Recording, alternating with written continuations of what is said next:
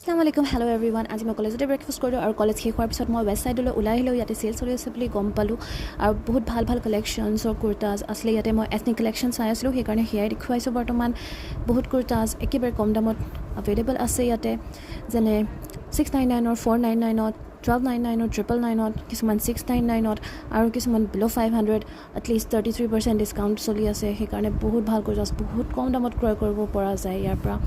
এইখিনি সময়ত চলি আছে এই চেলটো আৰু মই ল'লোঁ ইয়াতে কেইটামান বস্তু আৰু এইবোৰ এক্সেচৰিজ 149ৰ খুব ধুনীয়া। আৰু মই ইয়াৰ পৰাই ইউজুৱেলি চেনিটাইজাৰ লওঁ, চ' চেনিটাইজাৰ ইয়াৰ পৰাই লোৱা হ'ল।